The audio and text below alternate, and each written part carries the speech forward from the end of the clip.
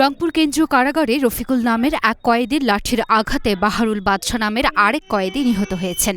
শুক্রবার সকাল 8:15টার দিকে এ ঘটনা ঘটে। এই ঘটনায় কয়েদিদের মধ্যে উত্তেজনা বিরাজ করে। এক পর্যায়ে কারারক্ষীদের সঙ্গে তাদের ধাওয়া পাল্টা ধাওয়ার ঘটনা ঘটে। পরিস্থিতি নিয়ন্ত্রণে আনতে কারারক্ষীরা ফাঁকা গুলি ছুড়েন।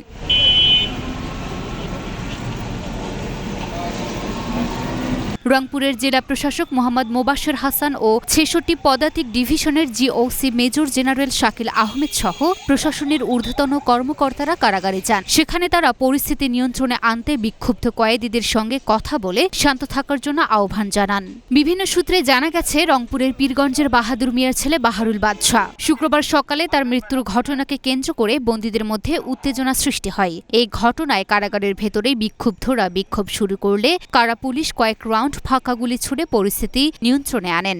আমাদের মৌজা বগের বাড়ি, আমাদের দীর্ঘদিন থেকে এখানে মার্ডার মামলা আমার 4 ভাই ঘুরতেছে। 2008 সাল থেকে ওনারা আজকে কোনো জামিন পাইছেন না। আজকের বয়সে এবং যেখানে আছে এখন পর্যন্ত আছে তা কয়েকদিন ওনারা থাকার পর দীর্ঘদিন ধরে আছে। আমাদের সাথে যোগাযোগ হয়, ওনারা সুস্থ আছে। আজকে আমাদের জুম্মার পরে তোর নামাজ থেকে আমরা মসজিদে বার হয়ে বাসায় গেছি। বাসায় যাওয়ার পর আমরা টিভিতে দেখি যে আমাদের বাহারাম মৃত্যু, যে কী কারণে মৃত্যু হলো, উনি কি মানে অসুস্থ মৃত্যু হলো না এখানে কোনো দুর্ঘটনায় মৃত্যু হলো, এটা আমরা জানি না। কিন্তু আমরা তারপরে শিওর ঘটি শিওর হয়ে তারপর আমরা এখানে আসলাম। দেখি ওখানে আমার টিভিতে দেখি বাহারাম দিছে বাবার নাম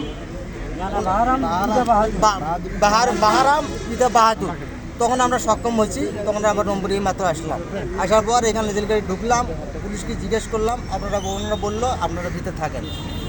থাকার পর আপনারা সাথে কর্মকর্তা কথা বলবে, তারপরে আপনারা কি হবে না হবে এখনো বলেনি ওনারা।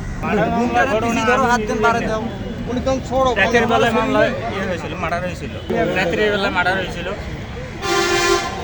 সেই সূত্র ধরে ওরা 8 সাল থেকে আসে জেলখানায়। এখানে আমরা আমাদের কাছে ফোন দেয়, আমরা আসি যাই, কীরকম আছে এরা জানায়। আজকে আমরা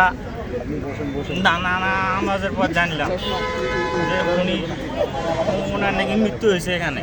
রংপুর জেলা প্রশাসক মোহাম্মদ মোবাশ্বের হাসান বলেন, কারাগারের অভ্যন্তরে ও বাইরে নিরাপত্তার জোরদার করা হয়েছে। এই ঘটনায় শাহজাহান ও মোতালেব নামের 2 কারারক্ষীকে সাময়িক বরখাস্ত করা হয়েছে। এছাড়া একটি তদন্ত কমিটি গঠনের নির্দেশনা দেওয়া হয়েছে।